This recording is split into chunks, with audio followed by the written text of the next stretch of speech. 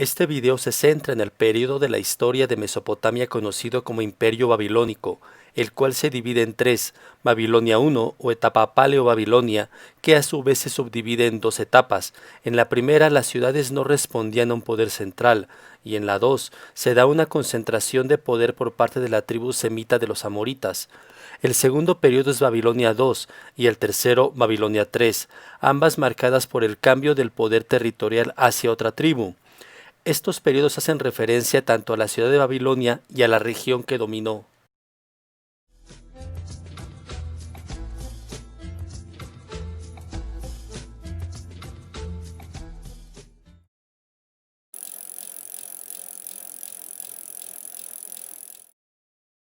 Durante la etapa 1 de la época paleobabilónica, las ciudades de Sin y Larsa dominaron en la parte sur de Mesopotamia y terminaron combatiendo para controlar todo el territorio.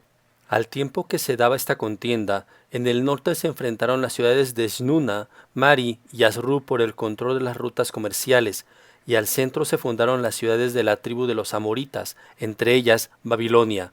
La dinastía amorita comenzó en el 1894 a.C., acontecimiento que marca el inicio de la etapa 2 y un proceso que culminó con la concentración del poder en una sola ciudad nuevamente. Al momento de su inicio, Isin y Larsa se mantenían en conflicto, pero Babilonia comenzó a expandirse y conquistó Sipar, Dilbat y Casalú. Babilonia se alió con Isin, Uruk, Rimsim y otras pequeñas ciudades con el fin de derrotar a Larsa, pero ésta derrotó primero a Uruk y después a Isin. En el año 1792 a.C. subió al trono de Babilonia Hammurabi, quien se inspiró en Sargón el Grande para fundar un imperio.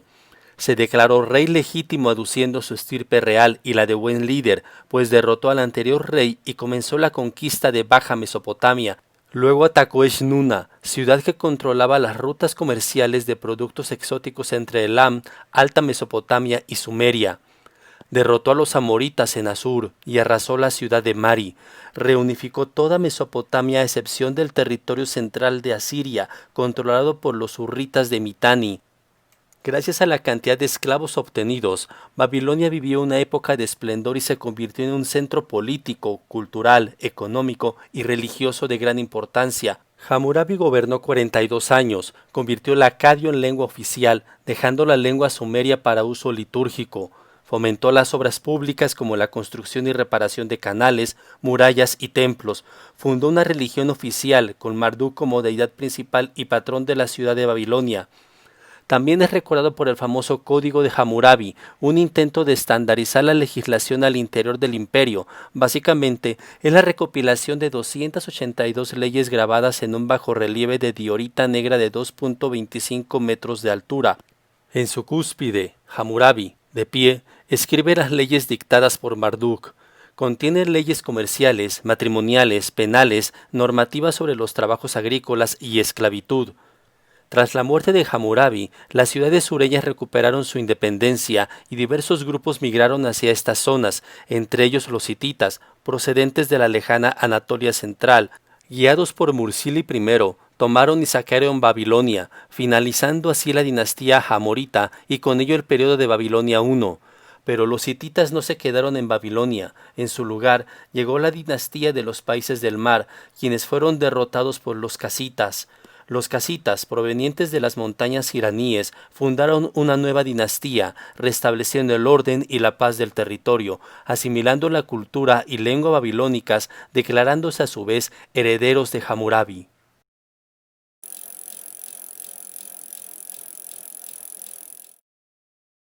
Durante el periodo de Babilonia II, los casitas mantuvieron buenas relaciones con Egipto. El rey Karaindash casó a una de sus hijas con Amenofis III, padre de Akenatón. Babilonia intercambió embajadores y obsequios con Egipto, creando un intercambio comercial importante. Además, se reconstruyeron templos y ciudades arrasadas, como el templo de In o Inanna en Uruk.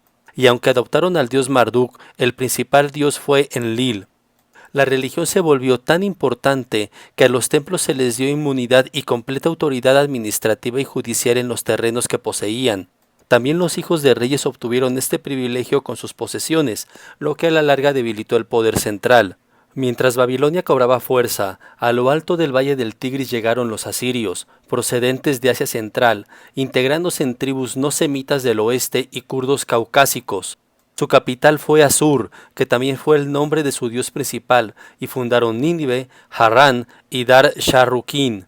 Hacia el 2000 a.C., su crecimiento poblacional favoreció su expansión territorial y dominaron Alta Mesopotamia, crearon una compleja red administrativa en el Mediterráneo y Oriente Próximo. Las ciudades principales eran autónomas y los pueblos derrotados se volvieron tributarios. Fueron sometidos por la Babilonia de Hammurabi y luego cayeron ante la ciudad de Mitanni sin ser derrotados del todo.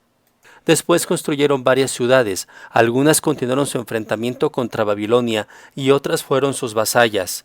En el siglo XIV a.C., los conflictos entre los pueblos asirios y de Babilonia se reanudaron, y los babilonios lograron mantenerse gracias a su alianza con los hititas, pero los asirios arrasaron y saquearon Babilonia, capturando la estatua del dios Marduk, llevándolo prisionero a Asur y suprimiendo su culto. Babilonia fue retomada tras 7 años por Kadashman-Harbe, quien erigió una nueva estatua de Marduk. Los siguientes reyes aumentaron su poder, pero los ataques continuaron y Babilonia cayó ahora bajo el poder de Elam. Derrotados, se agruparon en Isin, donde crearon una nueva dinastía que años después, bajo el gobierno de Nabucodonosor I, comenzó a atacar a Siria y Elam, recuperando la estatua de Marduk que se había perdido frente a los asirios, para luego atacar y saquear Elam, la cual dejó tan destruida que tardarían más de 2 siglos en volverla a construir. Tras Nabucodonosor I, sus sucesores enfrentaron diversos ataques e invasiones que llevaron a la ocupación de Babilonia, primero por los arameos y después por grupos procedentes del país del mar, ubicado en el Golfo Pérsico, que aprovecharon la inestabilidad de Mesopotamia para sus incursiones. Fueron expulsados en el 1004 a.C., pero su incursión fue tan fuerte que algunos investigadores consideran que fueron los responsables de la desaparición del imperio hitita, además de haber causado también estragos en Egipto. Su expulsión marcó el fin del período de Babilonia II.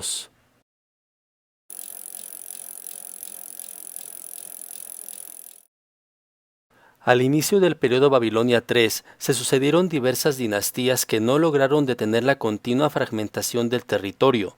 Al tiempo que esto sucedía, las regiones de Nínive y Asur, centros de poder del reino asirio, experimentaron un resurgimiento tras la salida de los pueblos del mar, iniciando campañas para reconstruir su imperio en las que la crueldad hacia los prisioneros y súbditos que se rebelaban fue enorme, amputándoles las manos y pies para después desollarlos y poner sus pieles en las murallas de las ciudades asediadas, amontonando las cabezas decapitadas. Asiria entonces se extendió hasta el Mediterráneo y comenzó el enfrentamiento con el reino de Babilonia. En el 704 a.C., el rey asirio Senequerib atacó y saqueó la ciudad de Babilonia, quemando edificios y templos y entre ellas las estatuas de los dioses babilónicos, tal como era la costumbre asiria. Aunque Babilonia se comenzó a reconstruir pronto, quedó bajo la tutela de representantes asirios. Senequerib trasladó la capital del imperio a la ciudad de Nínive, descrita con gran belleza y una población cosmopolita de 120,000 habitantes, murallas, 18 puertas monumentales, así como plantas y animales que adornaban los palacios del rey, y la reconstrucción de un templo a la diosa Ishtar en Nínive. Asurbanipal fue el último rey asirio, extendió su imperio desde Egipto hasta Persia y durante su gobierno conquistó el reino de Elam y su capital, Susa. Asurbanipal edificó una gran biblioteca con todos los textos literarios y religiosos conocidos de cualquier época y lengua mesopotámica, fundamentalmente textos religiosos y los oráculos de los sueños, siendo más de 20,000 tablillas y 300 de carácter adivinatorio. Los sucesores de Asurbanipal no lograron controlar todos los grupos al interior. Tras la muerte del rey de Babilonia, Candalanú, no se nombró sucesor. 2 años después, Nabopolassar, rey del país del mar de la tribu caldea, tomó el poder, salió con Elam y conquistó Uruk y Nippur. Después salió con los medos e inició la rebelión contra Asiria y tomaron e incendiaron Nínive tras meses de asedio, y sus palacios, templos y estatuas fueron saqueadas.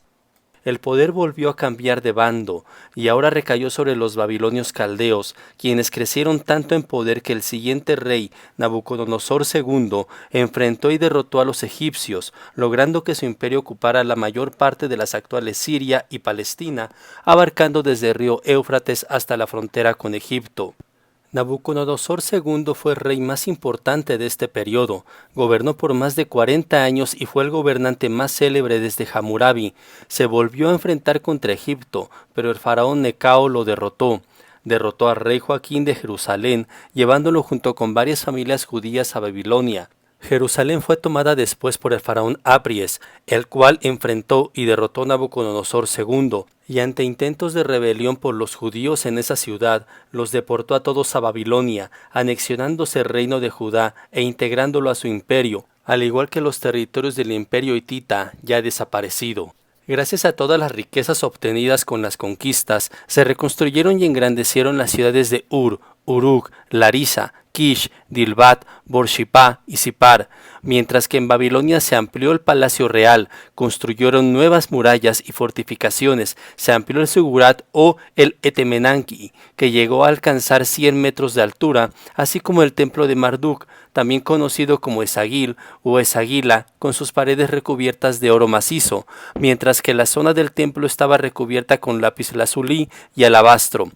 Edificó también la puerta de Ishtar, realizada con ladrillos esmaltados y coloreados y decorada con los relieves de animales sagrados con un fondo de color azul intenso, y fue una de las 8 puertas monumentales de Babilonia.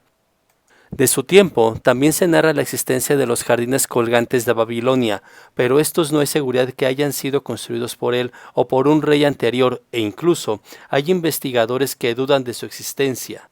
A pesar del esplendor del imperio de Nabucodonosor, una revuelta interna iniciada en el 565 a.C.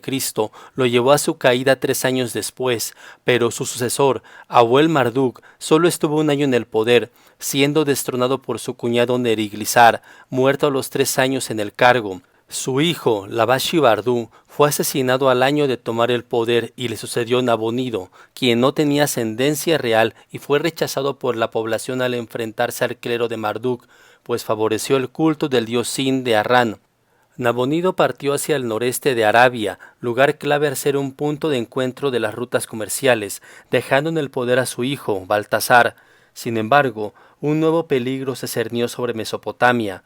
Un año antes de la partida de Nabonido, el rey Ciro de Persia derrotó a Asitages, creando el imperio persa Queménida, que inició su expansión recibiendo el apoyo de varios gobernadores babilonios, tal vez por el intento de imposición del dios Sin. Ciro el Grande comenzó el avance sobre tierras mesopotámicas y derrotó a las fuerzas de Nabonido en la batalla de Opis, tras lo cual la ciudad de Sipar se rindió sin hacer frente y se dirigió hacia Babilonia, entrando el 12 de octubre del 539, apoyado por los mismos sacerdotes babilonios contrarios al rey Nabonido. El príncipe Baltasar fue asesinado y Nabonido fue hecho prisionero. Aquí las fuentes difieren. Unos dicen que después también fue asesinado, pero otros concuerdan en que fue nombrado por Ciro gobernador de Carmania, una ciudad persa localizada en el septentrión del Golfo Pérsico, donde murió de muerte natural. Con la llegada de Ciro II, rey persa de la dinastía aqueménida, Mesopotamia recibió una mayor influencia cultural de otros lugares, pues los nuevos gobernantes, a diferencia de los anteriores, no asimilaron su cultura, sino que impusieron la suya y después era gobernada por diversos imperios de regiones distantes, macedonios, romanos y musulmanes. Tras la invasión persa, la cultura mesopotámica se comenzó a perder y muchas de sus ciudades entraron en un declive que las llevó a ser abandonadas, sumiéndolas en el olvido, hasta ser redescubiertas más de 2000 años después, sin saber exactamente aún cuántas permanecen sepultadas.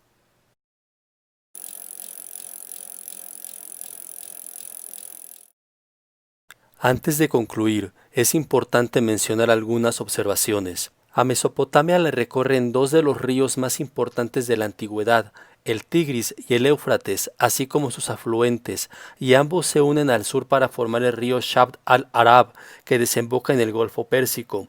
Aunque se puede pensar que esto ayudó en gran medida a que fuera el suelo fértil, en realidad no. El Tigris corre sobre un cañón profundo que ha abierto de manera natural, pero el Éufrates deposita material de arrastre en ambas márgenes y en su lecho, haciendo que sus alrededores sean más fértiles, pero también provocan su desbordamiento constante e inundaciones que afectan a las poblaciones no solo con pérdidas de cosecha, sino también con la pérdida de sus propios hogares. Por esta razón, la construcción de diques y canales de irrigación tanto para controlar la crecida de los ríos como para secar las zonas inundadas fue clave. En Mesopotamia la lluvia es escasa, la temperatura alta y las inundaciones en primavera, que es cuando se da el deshielo en el norte, llegaron a ser incontrolables, además de que la mayor parte de las construcciones de los habitantes de las zonas mesopotámicas se realizaron con barro natural, lo que obligó a un constante cuidado, pues por la misma naturaleza del material y las crecidas de los ríos podían fácilmente destruirse, a diferencia de las construcciones importantes, en donde empleaban un tipo de barro mezclado con otros materiales, además de coser los tabiques. Esto hace que las ciudades abandonadas por sequías o guerras de no volver a ocuparse desaparecían con el paso de los años, deshaciéndose por las lluvias, muchas inundaciones y nulo mantenimiento, por lo que ha sido muy difícil localizarlas y muchas aún permanecen sepultadas. Como se apreció en el video, las culturas, pueblos y ciudades fueron diversas, y aunque hubo varios pueblos invasores, la mayoría adoptó las costumbres que ya imperaban, las deidades convivían o se mezclaban, y no se buscó imponer una unidad política en todo el territorio, sino controlar las regiones. Fue cuando la cultura autóctona comenzó a ser suplantada primero por los persas y luego por griegos y romanos, cuando concluye el periodo antiguo de la región. Por último, se debe mencionar que los sumerios siguen siendo hasta hoy un misterio. No se sabe si es una cultura autóctona o introducida por un grupo ajeno.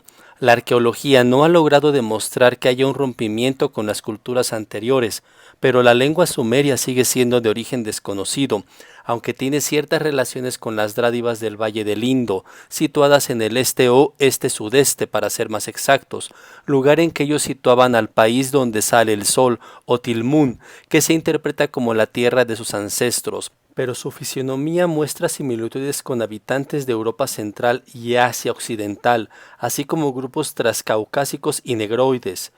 Todo esto hace que aún no haya certeza del origen del grupo humano que dio origen al sistema de escritura más antiguo del mundo hasta ahora registrado.